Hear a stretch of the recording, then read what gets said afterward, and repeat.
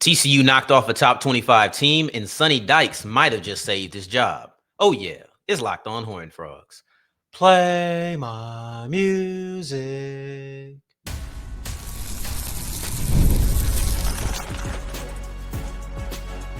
You are Locked On Horned Frogs, your daily podcast on the TCU Horned Frogs. Part of the Locked On Podcast Network, your team every day. What's going on, family? I am Darrion Gray, a.k.a. the Mouth of the South, host of your favorite daily one-stop shop for everything TCU athletics, Monday through Friday, but you know it better as a Locked On Horned Frogs podcast, part of the Locked On Podcast Network, the #1 sports podcast network in the nation. We're going to wrap up today's episode by taking a look at the biggest winners and losers from the Big 12, and spoiler, TCU caused the biggest loser. Segment 2, of course, I have Sarah Smith with me here, and we're breaking down her stat of the week about the defensive domination we saw Saturday. But everything that we saw transpire on that field brings the question up: is Sonny Dykes safe now that he is the head coach, or he is the head coach of TCU, now that he has knocked off a top 25 team? In my opinion, I think that he has saved his job. Do I think that it is the way it should go? I think is another conversation. But what I think is going to happen is, I've said it this whole time, I don't believe they want to fire Sonny Dykes. I think if Dykes gave them any reason to not fire him, then they wouldn't. And to me, this was a good reason not to.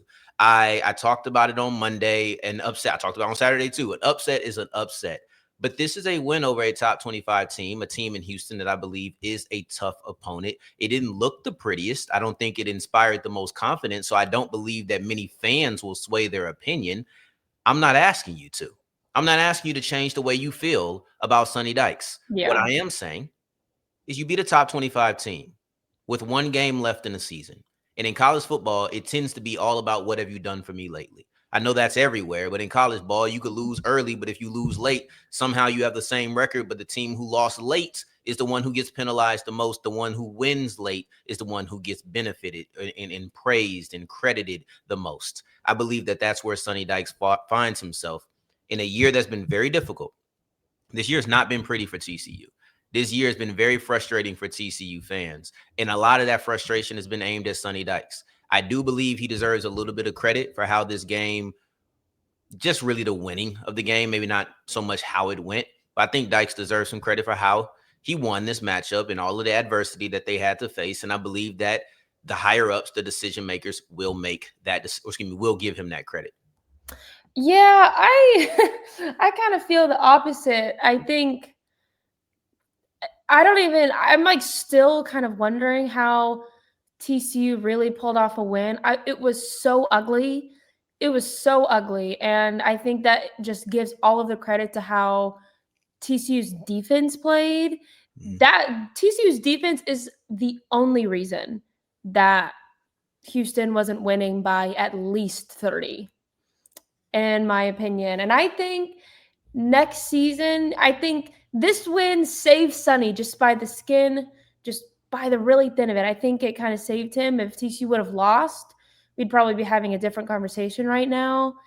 But next season, I think, is sort of the make or break for Sonny. And it's not that I don't like him. I think he is a good coach. He's done a lot of great things for TCU, but I just really am not sure. If anybody needs to go, it's got to be Briles, and I'm still just going to keep talking about that. If there's one person that needs to go, it's definitely him. But yeah, that game was so ugly. TCU had 4 turnovers, 3 interceptions. 2 of those interceptions did lead to Houston points. So I felt like the offense was a little all over the place, but that just allows me to give so much credit to the TCU defense. You got lucky this time, Sonny. I think they got lucky. Can I tell the truth? I don't think that the bad offense was on coaching. I really don't. Like, I think that a lot of people criticize the tunnel screens and things. I know people hate seeing it, but I feel like those things were effective on Saturday. Even if they were, I did notice it's like, man, it's a lot of them this week. I don't know if it's always been that many, but it feels like it was extra this week. But if Dwyer doesn't have a hold, then Man Jack scores on one of those. That's not a coaching thing. I don't think that. I think Hoover had mistakes that were beyond coaching, honestly. And maybe you want to say the successes he had were beyond coaching too. I don't know. I've seen people say that. But to me, the mistakes that TCU saw, those were player problems. And I'm not here campaigning for anybody, but I don't think that Sonny Dykes had a bad control of the game. Like just for me, I didn't feel like Dykes had a bad control of the game. I like the decision to go for it late. It didn't work, but I like that decision. I just feel like it didn't end up panning out for you. So I don't know. I do credit the defense. I do fault the offense in the same way that you do, but I don't know if I also fault Dykes in that. Maybe Bryles a little bit, but I really don't know if I'm putting too much of this on Dykes. The only reason I don't like saying that, Sarah, is because it ends up sounding like I'm praising him. I don't think he had a great game. I think that he had an average, okay game, right? Like they still didn't score barely any points after the first quarter. So there are still things you need to work on. But I feel like if there was a game to say, hey, we need to win, you go on the road against a top 25 team. And I feel like I'm going to give him something for that. Yeah, I mean, one thing I do really, admire about Hoover in the offense is that I especially kind of saw this last season as a young quarterback. His mistakes don't really rattle him. When you look at him after he, makes a bad pass and it gets picked off, every time he steps onto that field, it's like a new wave of confidence. Okay, made a mistake last drive. This is a new set of downs, a new drive. I'm just going to focus on this instead of letting the mistakes rattle him. And I do really like that about him. But I don't know. I felt walking away from that game like, I don't know. I can't get away from the fact that it is a coaching problem. And I feel very strongly about that. Maybe not so on Sonny, but I thought the run game was actually working for TCU a lot. And so I kind of wish that Bryles would just try more in that regard, because I feel like the reason Hoover makes so many mistakes is because they don't try enough, in my opinion. So he probably in turn feels pressured to make these plays. And I know that's something I've talked about a few times earlier on the pod, but that's just something I want to see more of out of the offense. So I'm just every time when I see these screen passes, I'm just confused about why we're not just like trying to run it more. And I'll say this. I think there may be a coaching issue as well. I just personally don't feel like I saw it as much on Saturday. I don't disagree with you in totality. I just think that this week wasn't my week to come in and go at the coaches, right? Like I felt like a lot of the things they did were effective. They just had mistakes. Was it Everhart who had the fumble? I'm not sure. It may have been Bailey. Jordan Bailey, I believe. Bailey, okay. Bailey who had the fumble. That was a really successful play. Yeah. And then they fumbled. So that's my thing. So I don't disagree with you in your premise as the season as a whole. So it's almost not even worth going too deep down that rabbit hole. But I do feel like this week, I kind of liked what Browse did. I don't know. Maybe it's me. Maybe it's not feeling drained from the tunnel screens. Like if you felt a way about the tunnel screens for the last month and they just haven't been working for the last month, then you see them and it's like, okay, you're still relying on this. And I will say, you brought up a great point about the running game. The running game, to me, finally was blocked properly. The offensive line, because I always felt like the running backs were good, but the offensive line, I feel like finally stepped up. And I'll be interested in, while you're talking about your stat of the week, because I actually brought one of my own, right? I have a little extra.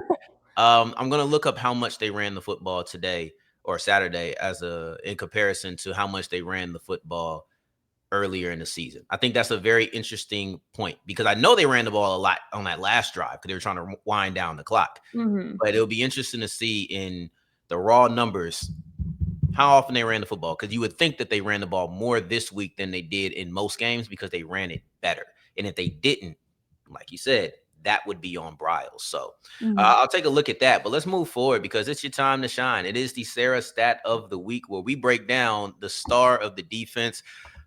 Wash, rinse, repeat is Kaleb Elarms-Orr. He just continues to do it. So let's break it down as we continue with Locked On Horned Frogs. Today's episode is brought to you by Gametime. Download the Gametime app today if you have any ticket needs. I don't care where you're trying to go, right? Like I just bought some concert tickets. I'm fingers crossed that it doesn't rain, but I bought some concert tickets and I went to Gametime. There was no other place for me to go, and they had the best deals. I got these seats for $9. $9. And I got that from Gametime. Now, if you want to go to a football game, or if you want to go to a basketball or some sporting event, it's even better because you get to see your view from your seat before you buy your tickets. Now, if you're anything like me, Gametime is a lifesaver, a time saver, because they don't do the whole let's add fees once you buy your tickets. I hate that. Stop showing me extra fees once I buy my tickets, or I'm going to buy my tickets. All in prices saves me from that hassle and that stress. So you go do the same. Download the Gametime app, create an account, and use the code LOCKEDONCollege for $20 off your first purchase.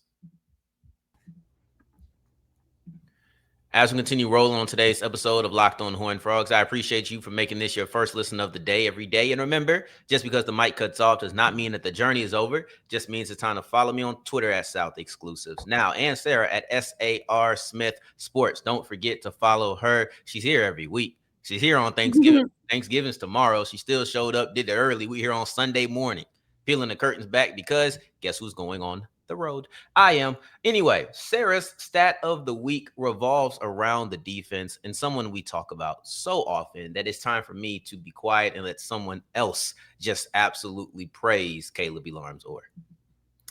100%. Like I was just talking about in our first segment, TCU's defense was absolutely electric against Houston. I loved what I saw. I mean, obviously Houston's a great team, so they had a couple big plays, but overall, this unit is why TCU won that game. We got Kaleb Elarms-Orr leading the way. He had 15 total tackles, 10 solo, and 2 tackles for loss against the Cougars.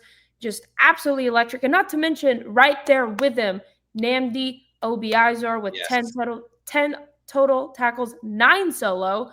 Just these guys were just flying all over the place. I loved what I saw. And this defensive performance, was kind of the statement they needed to make after losing so badly to BYU, because their performance at BYU was pretty subpar because those BYU Cougars kind of blew us out of the water. And so this was like a redemption performance. I felt like, hey, that happened, but that doesn't define us. Let's go on this field now against a top 25 team and really show people what we are about. We have improved. We are locked in, and we've got there's Elarms-Orr leading that pack. And also, not to mention, Bud Clark is out. And, I thought the secondary did a great job without him. He's such a light on that field, such a strong leader.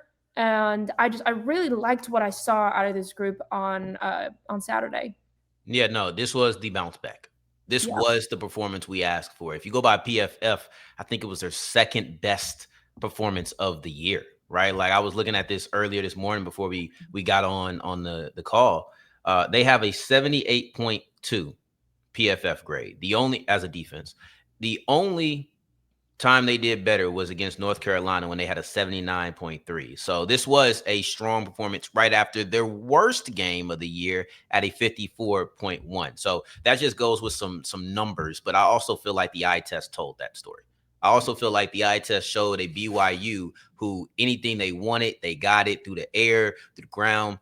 I thought TCU's defense was solid for the most part, and they allowed some things they allowed, right? Because Houston is solid. Shout out to the voters for putting Houston in the top 25 right before this game. This is let me actually rewind it real quick before I get to the defense. TCU beating Houston if Houston's 26, 27, one of those also got votes teams, it doesn't hit as hard.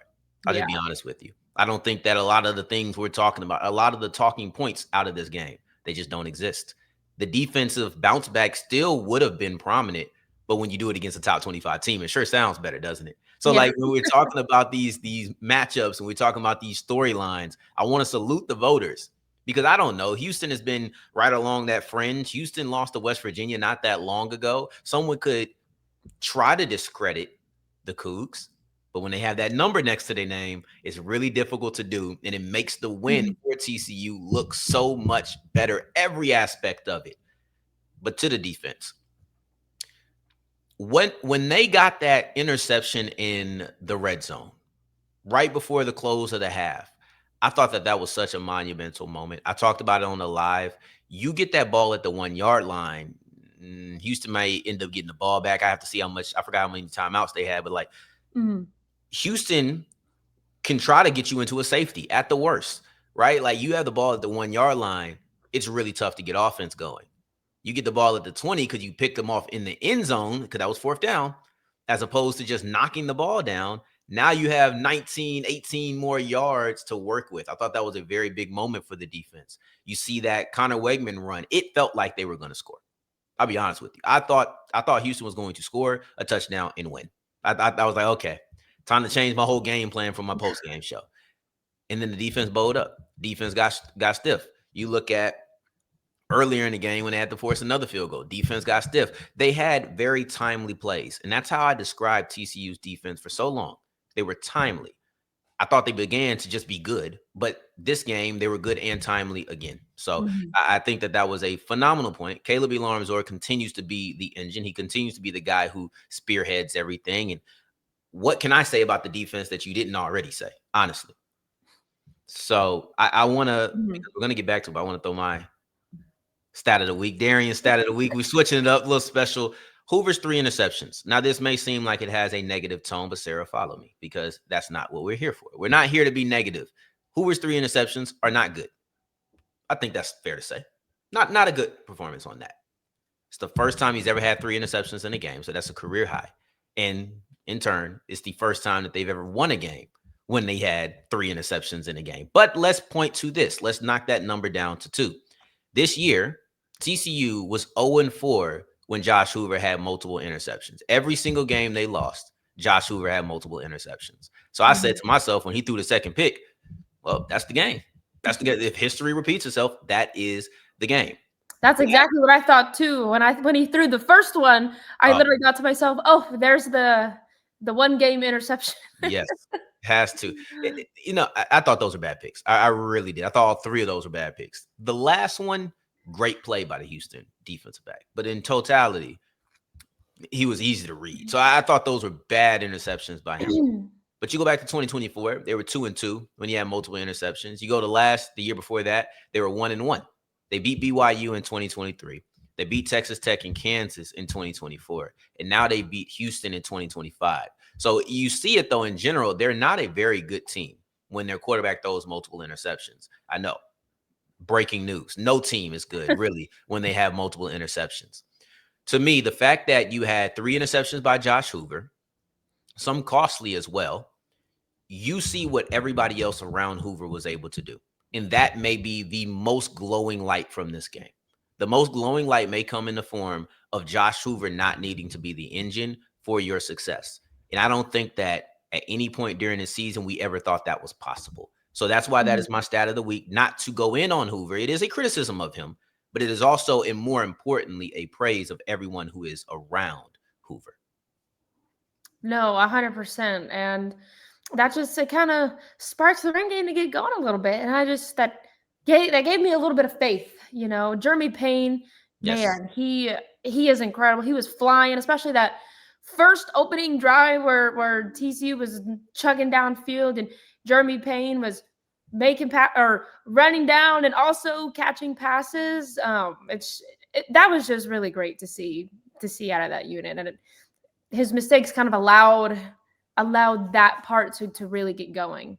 Yeah, depends on how you want to look, right? I always say it, positivity is a choice. I don't always say it, but I've said it for the last 2-3 weeks since everything has been going bad. Positivity is a choice, and we choose to overlook the Hoover things for a moment. We talked about it on Monday, but we overlook it now to take a look at what Payne was able to do. Let's move forward, though, because TCU's victory also means Houston's downfall. And Sarah says that makes them the biggest loser. And quite frankly, I agree. Let's break it down as we continue with Locked On Horned Frogs. Today's episode is brought to you by FanDuel. If you knew that TCU was going to win, you're a genius and you deserve to get some money for it, because the Frogs were a 1.5 point underdog. They end up winning the game. So what does that mean? Cover the spread. And with that, you would have made a little bit of extra cash. Now, I wouldn't have put my $5 on there, my first $5 bet, if I was you. But if you put it down on something easy, or if you put it down and you just win because you know what you're talking about and Darrion doesn't, then you will get $300 back in bonus bets. It's that simple. It's that easy. You put down a $5 bet. If it wins, you get $300 back in bonus bets to use on whatever you want across the app. How do you feel about the Frogs going against the Bearcats in the final game of the season? Are they going to end on a streak? Only time will tell, but only your money will be able to be doubled if you pick correctly. So go ahead and put down $5 on any bet on FanDuel and get $300 back in bonus bets if it wins.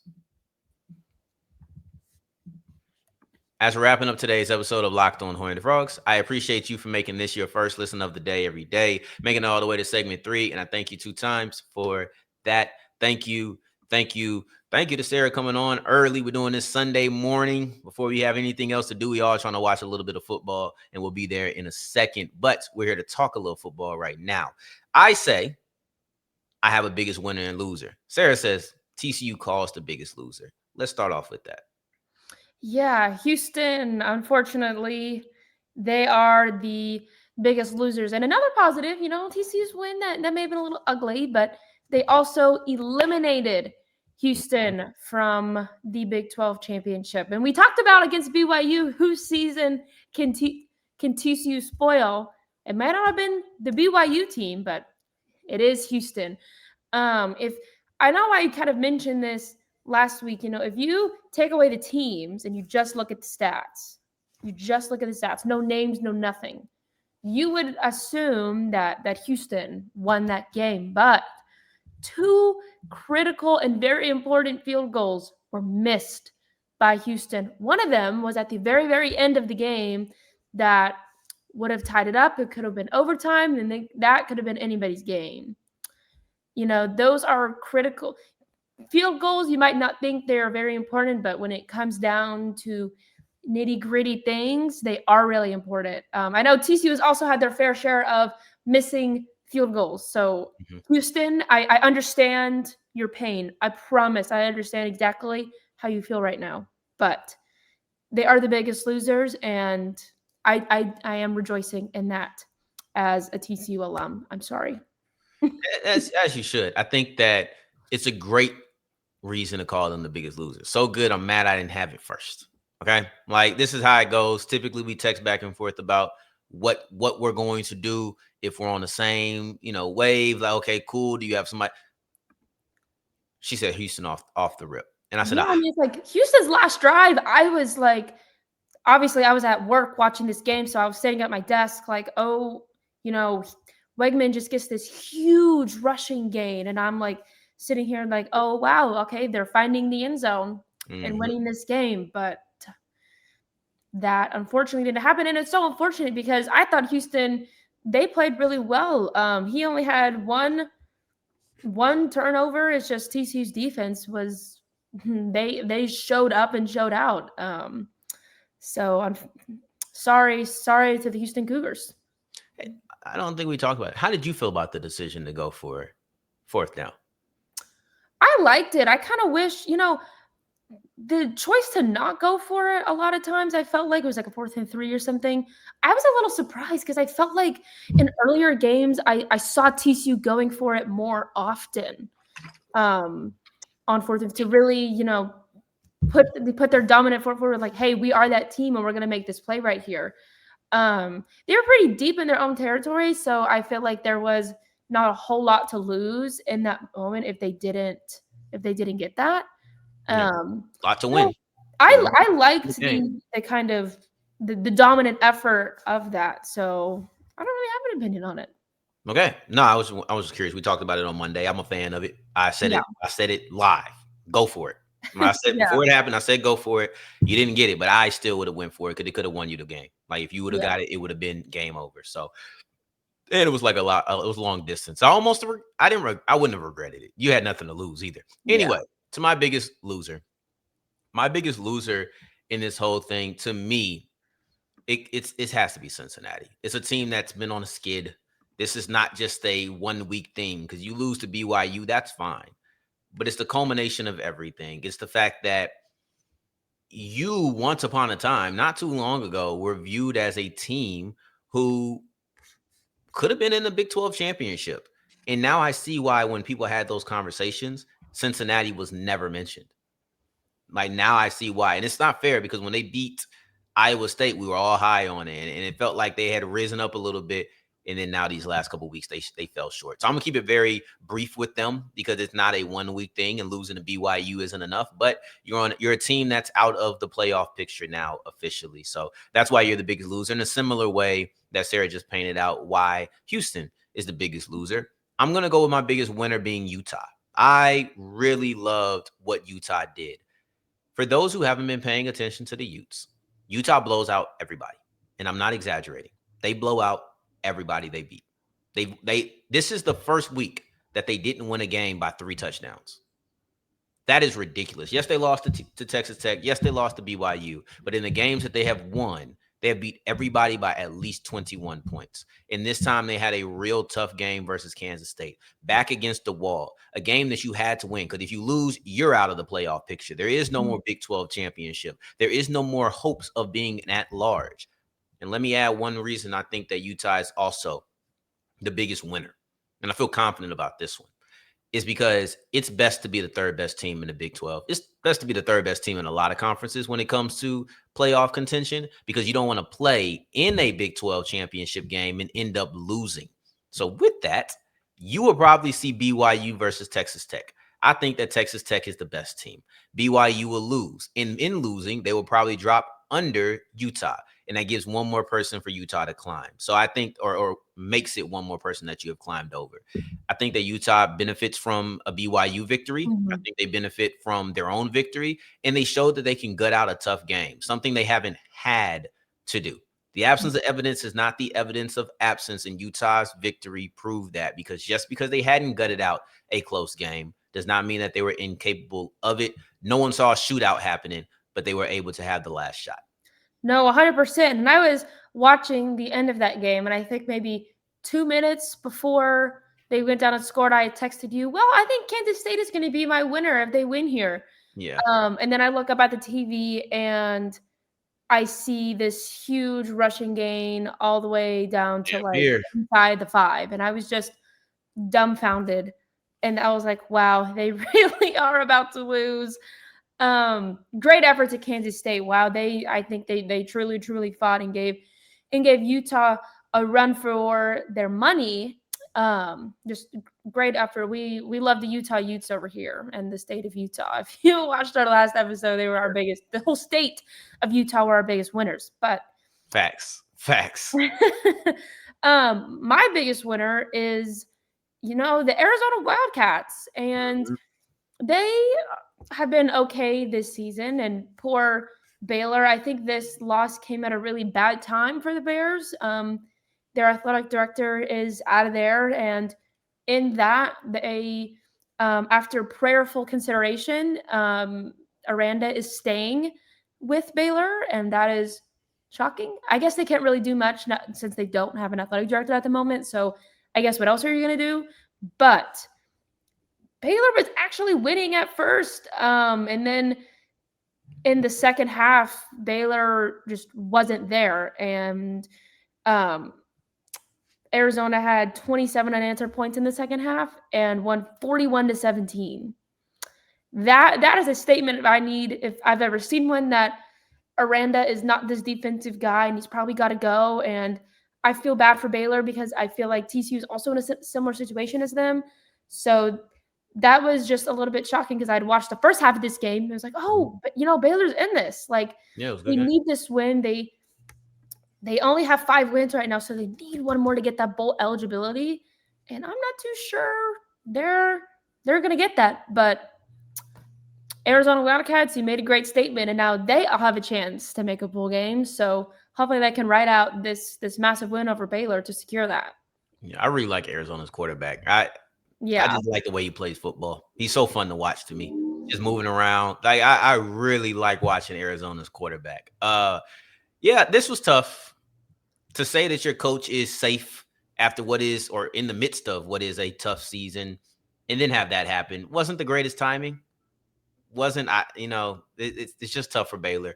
But yeah, I think that that's a good big loser, and also I think that you're trying to find ways to take shots at Baylor. And on a TCU show, we appreciate that. Man, I honestly wasn't even trying to take shots at Baylor. I was gonna pick them as a loser, but I don't really like to kick a man when they're down. It's okay. So. You can if it's Baylor.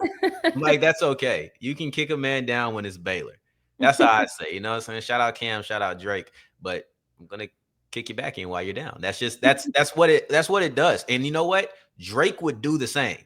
I don't know about Cam. Drake would kick our back in if Sonny Dykes ended on a 4-game skid and then they said, you're saving the coach. Woo! So you know what? I'm gonna do it for you. Anyway. We'll be back on Friday. Remember, guys, we're doing 3 days a week. We weren't here yesterday. We're not going to be here tomorrow. Enjoy your Thanksgiving. We wouldn't have been here tomorrow regardless. But enjoy your Thanksgiving. We'll be back on Black Friday to break down TCU versus Cincinnati. Locked on crossover between the Frogs and the Bearcats. In the meantime, in between time, until the next time that we hear each other, family, take care. Stay blessed. Peace.